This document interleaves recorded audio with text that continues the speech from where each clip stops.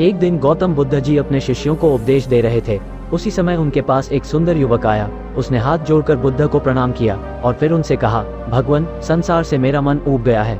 लोग जिसे सुख कहते हैं, मैं उसे दुख समझता हूँ। राजपाट, धन दौलत, ये सब जंजाल ही तो है। अब मेरी इच्छा है कि मैं सन्यासी हो जाऊं और आपकी सेवा करूं और भगवान का भजन कर जीवन के बाकी दिन बिताऊं। कृपया कर आप मुझे अपना शिष्य बना लीजिए भगवान। मैं बहुत दूर देश से आ रहा हूँ, कुंदन देश का राजकुमार हूँ। जैत सिंह मेरा नाम है। महात्मा बुद्ध ने उसे जवाब देते हुए कहा, तुम्हारा विचार तो ठीक है, पर अभी तुम मेरे शिष्य बनने के योग्य नहीं हो। मैं तुम्हें अपना शिष्य नहीं बना सकूंगा।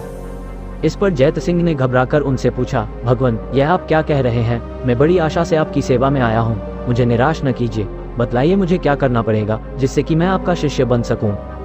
महात्मा बुद्ध मुस्कुराकर बोले, अच्छा सुनो, सन्यासी बनकर सुखी होने के लिए आदमी में ऊंचे गुण होने चाहिए। ईर्ष्या, बुराई और घृणा से बचना चाहिए। देखो, तुम्हारे पिताजी के दरबार में तुम्हारा एक मित्र था। दरबार में एक आदमी आया और वह तुम्हारे मित्र से मेल जोल बढ़ाने लगा। तुम ये बात बर्दाश्त न कर सके तो तुमने उससे घृणा की और उस बेचारे को अपने मित्र से मित्रता न करने दी। सोचो तो वह आदमी तुम्हारे मित्र से प्रेम बढ़ा रहा था, इसमें तुम्हारी क्या हानि थी? बेचारा दुखित होकर वहां से चला गया। अब वो तुमसे घृणा करता है। दूसरी बात सुनो, एक बार तुम अपनी स्त्री पर जरा सी बात पर बिगड़ उठे।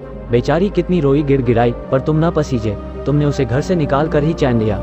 अब वह तुमसे दुखी रहती है और घृणा करती है। जो आदमी आदमी से घृणा करता है उसे प्यार नहीं कर सकता। वो सन्यासी बनकर कैसे सुखी हो सकता है?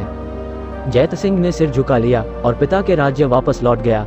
जैत सिंह के पिता की मृत्यु हो चुकी थी। लोगों ने जैत सिंह को धूमधाम से राजा बना दिया। जैत सिंह राजा बनकर प्रेम से प्रजा का पालन करने लगा। प्रजा भी उसे खूब चाहने लगी।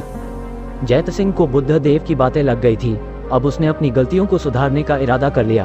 पहले तो उसने उस आदमी को अपने राजसभा में बुलवाया, फिर अपने अपराध की उससे क्षमा मांगी और उसे एक सुंदर महल रहने के लिए दिया और अपने मित्र से उसकी मित्रता करवा दी। फिर जैत सिंह ने अपनी रानी को भी बुलवा लिया और उसे बड़े प्रेम तथा आदर से अपने पास रखा।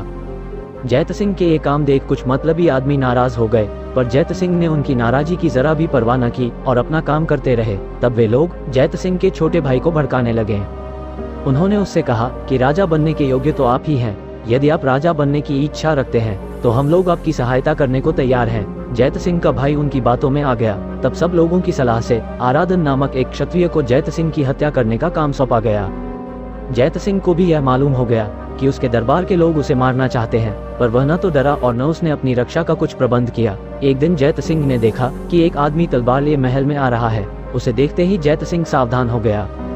हत्यारे ने झपट कर राजा पर वार किया, पर इसी समय राजा के उसी मित्र तथा दूसरे मित्रों ने बिजली के समान लपक कर हत्यारे को पकड़ लिया। राजा साहब बच गए। जैत सिंह ने उस हत्यारे से उसका नाम पूछा। वह हत्यारा बोला, आराधन। जैत सिंह ने हत्यारे से पूछा, आराधन, मैंने तुम्हारा क्या नुकसान किया है? तुम मुझे क्यों मारना चाहते हो? आराधन ने जवाब दिया, आप बुरे लोगों से प्रेम करते हैं। आपसे मेरी ही नहीं, राज्य भर की हंसी हो रही है। जैत सिंह समझ गया कि हत्यारा अज्ञानी है, इस पर तो दया करनी चाहिए। तब जैत सिंह ने सब लोगों से कहा कि आप लोग इसे छोड़कर बाहर चले जाइए। उन लोगों ने वैसा ही किया। तब जैत सिंह ने आराधन से कहा, आराधन, तुम मेरे भाई समान हो, हम तुम एक ही हैं। तुम्हारे अपराध पर मुझे कुछ रंज नहीं, बोलो क्या चाहते हो? ये सुनकर आराधन रोने लगा और राजा के पैरों पर गिरकर बोला, महाराज, मैं पापी हूँ, मुझसे बहुत बड़ी गलती हो गई है। मैंने अनजाने में आपको मारने की कोशिश की है, मेरा अपराध क्षमा कीजिए। जैत सिंह ने उसे उठाकर गले से लगा लिया। यदि जैत सिंह ने आराधन पर नाराजगी और घृणा की होती तो वह अपनी करनी पर इस प्रकार दुखी न होता। उल्टा वह हमेशा के लिए राजा का शत्रु बन बैठता। घृणा का व्यवहार ही बुरा होता है, उससे कब कौन सुखी हुआ। उसी दिन जैत सिंह ने राज्य छोड़कर बुद्धदेव की शरण ले ली।